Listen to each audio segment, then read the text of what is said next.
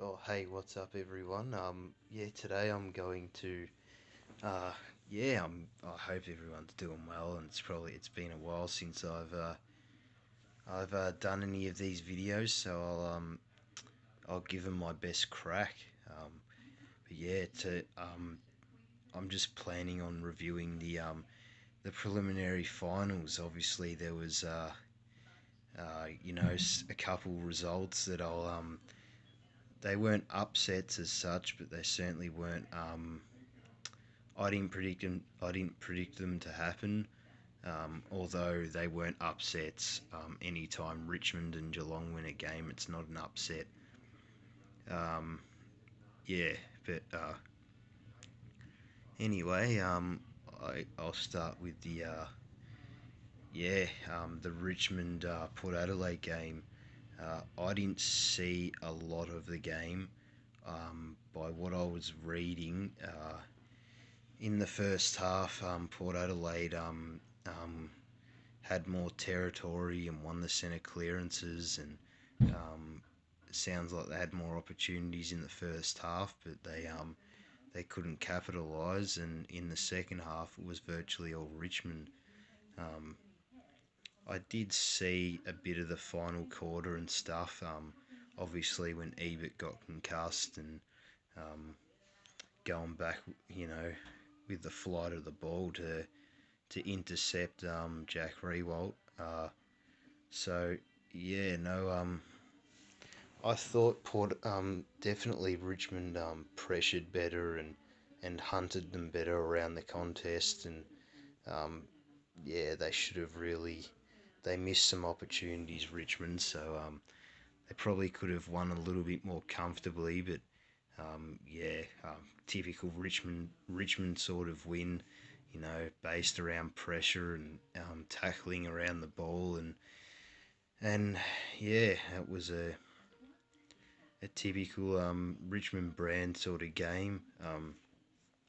I think the wet, because the conditions were wet, that favoured Richmond more. Because of their style of play, they love tackling and putting their head over the ball, and so yeah, it was a typical Richmond win.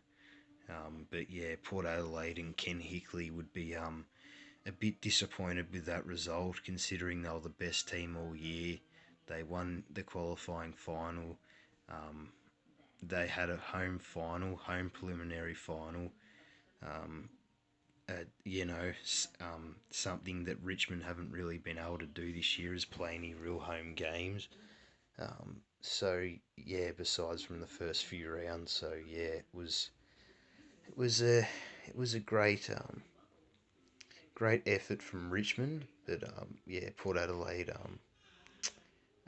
yeah, they just I don't know, they looked a bit lethargic, a bit tired, um, which shouldn't be the case because they had a bye and they should be refreshed, and I'll delve into that issue in a second after I talk about the Brisbane and Geelong game. I mean, yeah, Brisbane and Geelong game.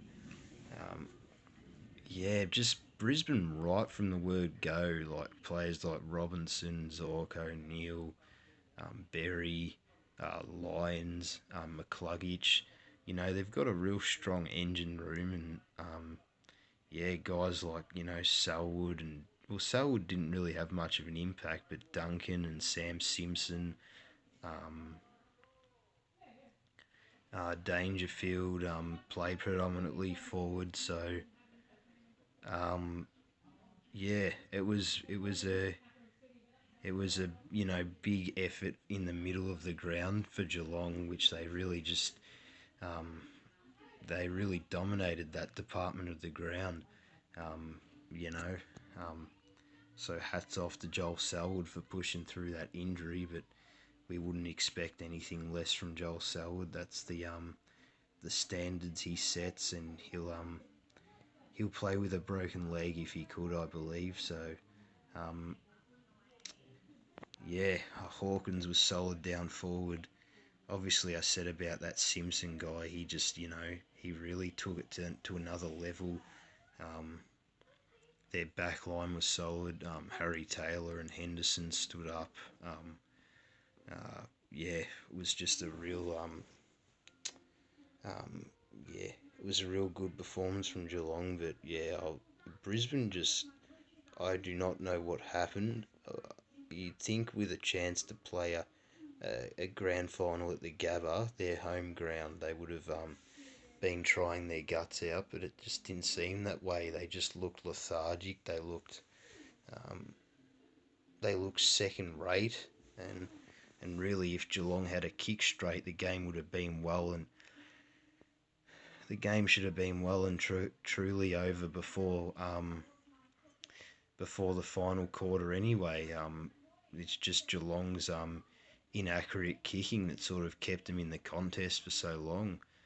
Um, so yeah, it was disappointing, as I said. In what I also didn't understand was Oscar McInerney. When Geelong obviously held the ball into their forward half of the ground, Hawkins and McInerney were contesting the contest, the ruck hit out, I should say, and McInerney just wasn't even providing a contest. He was just letting Hawkins take the ball out of the ruck and do what he liked. There was no accountability or nothing. So, um, yeah, real disappointing effort on Brisbane's behalf. That's 2 years in a row they've gotten themselves in a strong position to qualify for a grand final, and they've they've failed to do it. So yeah, it was a disappointing performance from the Brisbane Lions on the Brisbane Lions department. Berry, Lyons, McCluggage, Robinson, um, Zorko. They just weren't, you know, didn't influence the game enough. But yeah, hats off to Geelong and Richmond. They done extremely well to go to the Gabba and Adelaide Oval respectively, where not many teams have been able to beat Port Adelaide and Brisbane this year, and they got the job done. So um, to do that on their home deck was gritty wins. Um, yeah, I'm really not too sure what the issue is with you win the qualifying final and then for some reason the teams that win the qualifying finals don't always make it to the grand final. I don't know whether it's just complacency or whether it's just they're lethargic or tired. I mean, they can't be lethargic and tired. They've had a week off. So, yeah, I just think it might be a bit of a mental thing, or it's just, yeah, you're just not in maybe the week's rest doesn't doesn't do any favors. um, yeah, also the pre-finals bye as well. So essentially they've just played one game in 3 weeks. So um, yeah, it's probably, it can't be a conditioning thing. It can't be a fitness thing. I don't think. I just think it's just I don't know. I really don't know why teams after when they get a home preliminary final, it doesn't always happen, but they fail to get the job done in the prelim. Um, anyway, um, I hope either hope Geelong Richmond in the grand final is going to be a good game. I'm interested to see the Dangerfield Martin battle. Um, Duncan on Conchin, or if that happens, Duncan v Conchin, and and Selwood v Prestia, and there's some mouth-watering contests there. Yeah, um, should be a good game. Geelong have not lost at the Gabba this year, so um, my prediction is Richmond by maybe within 1 or 2 goals, but I would not be surprised if Geelong send Gary Ablett and Harry Taylor on their last games. I would not be surprised if they get the job done for those two veterans and send them off in a perfect sort of fashion with a premiership medallion.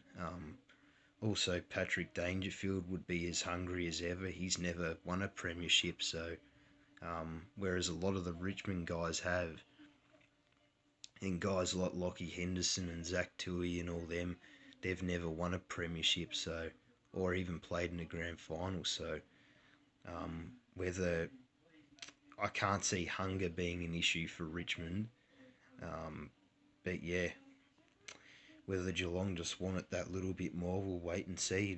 But I still think Richmond will win. But again, no surprises if Geelong get the chocolates. As I said, they're 5-0 this year at the Gabba. So all right. Hope everyone's well, and hope everyone enjoyed this video.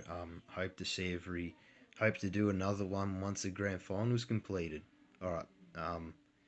And I might review some team seasons and their trade prospects and and all that jazz. I'll see everyone soon.